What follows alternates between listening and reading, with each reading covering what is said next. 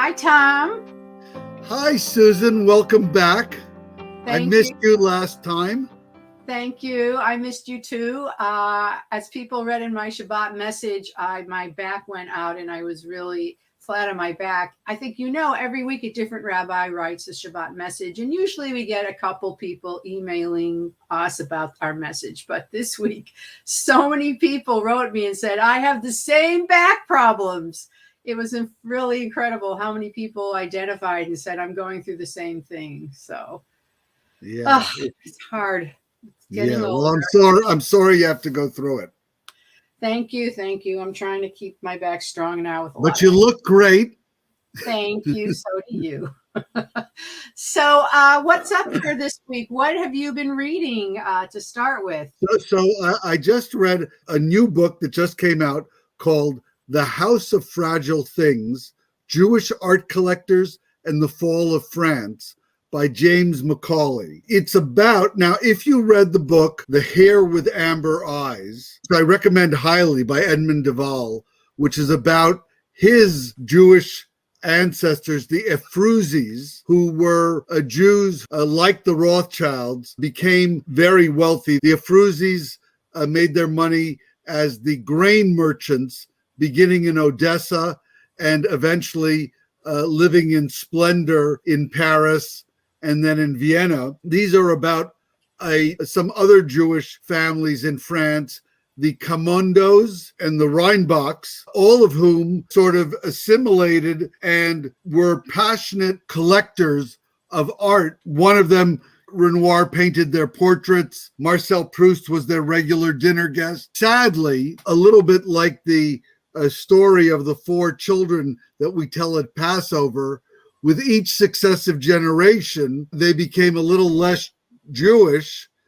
Some converted and became not Jewish, and others who survived had abandoned their Judaism. So the family kind of unraveled. However, before unraveling, several of the main collectors donated their collections to France, and they can be seen in museums in Paris and in the south of France. As it goes on, it gets a little bit like a guy who wrote his thesis for an art history PhD, but the story itself and the families of the very super wealthy French Jews is really incredible. Part of their dealing with anti-Semitism in the period of the 1890s to 1910 is the Dreyfus trial, the trial of Captain Alfred Dreyfus, where France accused him, this French military captain, of being a spy, and the Jews of not being loyal to France, and where people were standing in the streets in France shouting death to the Jews. And that story, if you're not familiar with it, was written in a quite good novel by Robert Harris. And then the last book that was written by an English Jew around the same time and gives you a lot of feeling for the lives of British Jews is a novel called The King of the Schnorrers by Israel Zangwill. Zangwill is famous for coming up with he wrote a novel called The Melting Pot, which really sort of gave the expression, popularized it. And The King of the Schnorrers is a sort of, if you like old Jewish humor, it's very funny. It's about a guy who is such a schnorrer, and then he himself gets out-schnorred by his future son-in-law, which is how he comes to approve of him as his son-in-law. I think I read that book, many years ago, and it was very charming. And, British humor and British Jews, they're like us, but they're different. And it was a very interesting cultural depiction of Jews in England at the turn of the century, right? Isn't it? Yeah. Well, I am very excited about something that I just found out yesterday in the theater. Every year, the Getty Villa puts on a Greek classical play, but updated in some way, and modernized, and they perform it in their amphitheater. It's their replica of a real Greek amphitheater, so it's live and it's outside. And I've gone for the last 3 years, and I heard they weren't going to do it, but they are. They're doing the play this year, Lysistrata. Now, Lysistrata is a comedy by Aristophanes, and the plot line is that the wives of Athens and Lysistrata. So I think there's a Liza Minnelli component in this particular production, which, it's like the public theater, how they always update things at the Shakespeare in the Park, Yeah. So the tickets are on sale right now, and they're already halfway sold out. They're starting at the end of the month, but there won't be any tickets. They're always sold out immediately. So I'm recommending for a lovely evening and outside, it's the top level of theater to go and try to get tickets to this show. And they're very reasonable. The tickets are like $35 or something. Now we go to what we've been watching lately. Yes. Netflix is releasing a new series called Hit and Run, starring Lior Raz, who is the star of Fauda. It's about someone whose wife is murdered in a hit and run. And as he goes to investigate, it seems that there's more at play than just a hit and run. And the action shifts between Tel Aviv and New York. And it sounds very interesting. So it'll be in Hebrew and English, I guess. I guess, yes. Yeah. Okay. Well, I it's amazing how Netflix is really, just had a proliferation of so many Jewish themed shows, Israeli shows, Jewish shows. So the latest one is a reality series called My Unorthodox Life, which is hilarious. I was first hesitant to watch it because I thought it would be, negative toward Jews. But when I was lying on my back in bed, I was watching all day long, and I watched the whole show. And it's actually fascinating. It's about this woman. She was in Muncie, New York, in the ultra-Orthodox community until she was 40 years old. She was completely, observant. She has 4 kids. And then she left. She walked out and she just broke away from the community. She went to New York, and they don't explain how, but she became a shoe designer. And then she worked her way up. And now she's the head of like the worldwide elite modeling agency. So she's fabulously rich. Her oldest daughter and her son-in-law are still observant. They're modern Orthodox. So she's always kosher in her house, even though she remarried. She divorced her Hasidic husband, married a non-Jew who's an Italian, who's a lovely man and a wealthy businessman. Her second daughter is like 20, and she works for her in tech, and she's a lesbian, and she's completely secular. Her son, she has a son between the two. He's still religious, but trying to be modern. He wears a kippah, he wears tzitzis, but he's never been on a date. And her 4th youngest son lives half the time with his father in Muncie. He's totally Orthodox, totally religious, in every way. And he comes to visit his mother. And so he lives this half and half life. So you follow all the kids and her in her business and in her family life. So her name is Julia Hart, the woman whose story it is. And you don't feel the show fetishizes the ultra-Orthodox No. You feel it gives a fair portrayal both of the secular and ultra-Orthodox Jews? She says, I don't believe in fundamentalism, and this was fundamentalism, and women were considered inferior, and women couldn't do anything, and it's the same in any religion. This to me is not Judaism, it's fundamentalism. She talks a lot about it in that respect. She's very upset when her youngest son decides he's not going to talk to girls anymore, that it's a sin and this whole thing, and she's freaking out but at the same time, for Fashion Week in Paris, she flies her whole family over, plus her Orthodox sister and her husband and kids. And it's completely kosher. She rents, though, a 13th century castle, but they have a sukkah for Sukkot.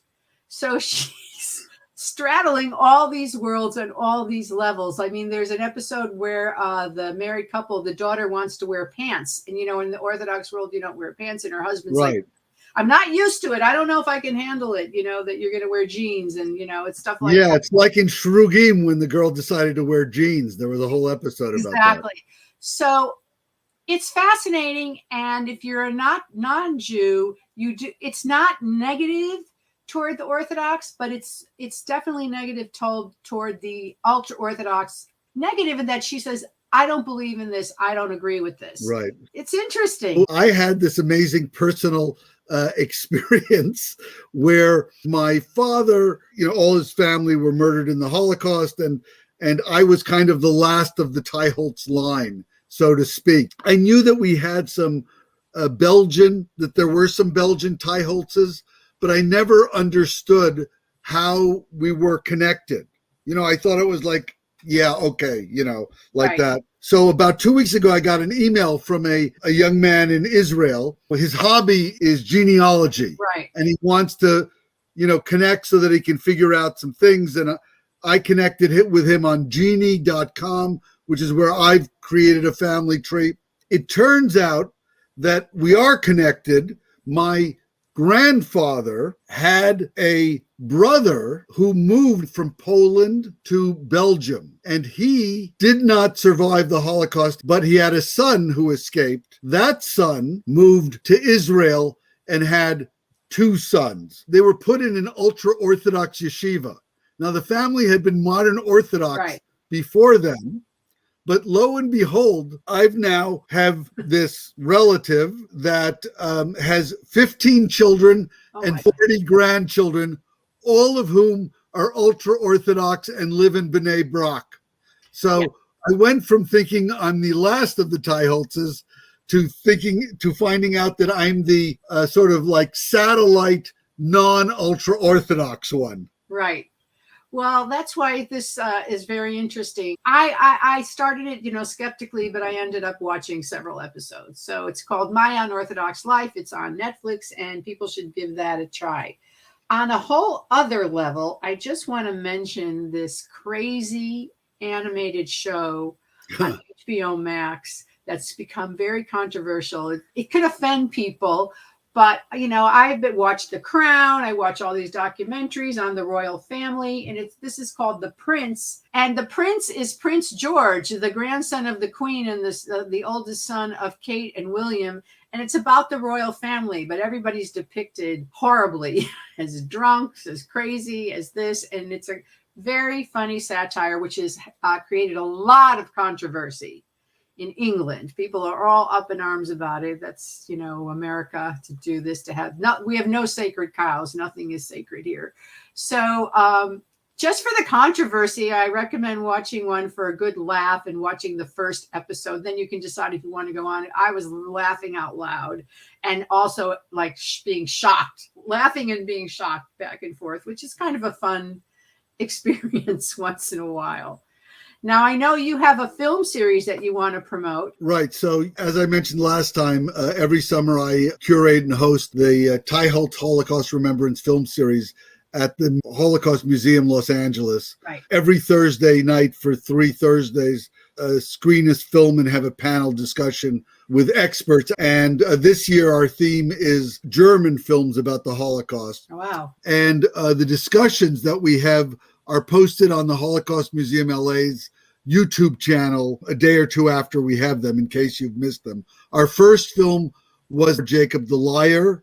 The film that played this week was Aimee and Jaguar, which is a film that won an Academy Award for Best Foreign Film and is about a relationship between a Jewish woman and a woman whose husband is a Nazi, and it's a lesbian love story. And then our final film next Thursday is a film called Naked Among Wolves, which was actually filmed on location in Buchenwald and tells the true story of a young child who was smuggled into the camp, kept alive, and survived to the end of the war, being hidden by the prisoners. Wow. My favorite German film about the Holocaust is Nowhere in Africa. Have you seen that? Oh, I know that film, yes. It's a beautiful film about a German Jewish family that flees in 1939 and lives in Kenya, and their whole experience living among Africans.